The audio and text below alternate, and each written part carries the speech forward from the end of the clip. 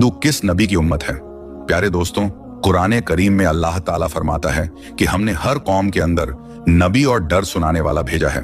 और फिर हदीस मुबारका से हमें यह भी पता चलता है कि पूरी दुनिया की हर कौम और हर एक जगह जहां इंसानियत आबाद थी वहां 1,24,000 पैगंबर भेजे गए, लेकिन इनमें से सिर्फ 25 का ही जिक्र मिलता है। क्योंकि अगर इन सब के नाम, जिंदगी और कौमों के हालात बयान होते तो फिर कुरान इबरत की किताब के बजाय इतिहास की किताब ज्यादा मालूम होती। शायद इसीलिए इनका जिक्र करना जरूरी नहीं था। मगर आज हिंदू मजहब के मानने वाले लोगों का दावा है कि उनका हिंदू मजहब मुसलमानों के इतिहास से भी हजारों साल पुराना है और ना ही हिंदुस्तान की जमीन पर कोई नबी भेजा गया। और उनके पास भी कुरान मजीद की तरह कई किताबें मौजूद हैं जिसमें हिंदू मजहब के लोगों का कहना है कि हमारी किसी भी किताब में किसी भी पैगंबर का कोई जिक्र मौजूद नहीं है, जो कि एक बहुत बड़ा झूठ है। और सूरतुल अंबिया आयत के अंदर अल्लाह ताला फरमाता है कि हमने आपको तमाम जहान के लिए यानी कयामत तक के इंसानों के लिए हिदायत बनाकर भेजा, जिसका मतलब है कि इसमें हिंदुस्तान की सरजमीन भी शामिल है। तो फिर हिंदू मजहब के मानने वाले इसका इनकार क्यों करते हैं?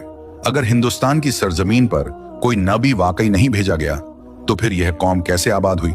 आइए इस सवाल का जवाब इतिहास से जानने की कोशिश करते हैं और ऐसे सवाल के जवाब जानते हैं जो तमाम हिंदू स्कॉलर दुनिया से छुपाते हैं। हिंदू मजहब के मानने वाले लोगों का दावा है कि यह दुनिया का सबसे पुराना मजहब है, इतना पुराना कि जब इस्लाम या मुसलमान लफ्ज का वजूद तक मौजूद नहीं था, जो कि सही भी है, क्योंकि कुफ्र और शिर्क की शुरुआत तो उसी दिन से हो गई थी जब हजरत आदम अलैहिस्सलाम के बेटे काबिल ने हाबिल को कत्ल किया था और उनसे अलग होकर कुफ्र और शिर्क के अंदर मुब्तला हो गया था। और इतिहास इस बात का भी गवाह है कि हजरत इब्राहिम अलैहिस्सलाम की कौम भी बुत परस्त थी, और इस बात से भी वाकिफ है कि हजरत मूसा अलैहिस्सलाम की कौम ने भी एक वक्त पर सोने के बछड़े की इबादत शुरू कर दी थी।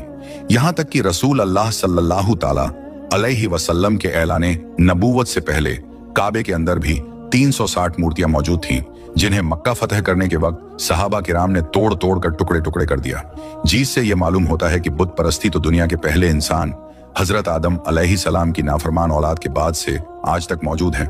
मगर इसका ताल्लुक किसी मजहब से नहीं है बल्कि गुमराही से है, जो कि शैतान उनसे करवाता रहा है। जहां तक हिंदुस्तान की सरजमीन का ताल्लुक है तो यहाँ पर उन लोगों की हिदायत के लिए यकीनन कई पैगंबर भेजे गए, जिनकी कुछ टीचिंग्स आज भी सही हालत में मौजूद हैं, मगर ज्यादातर को बिगाड़ दिया गया।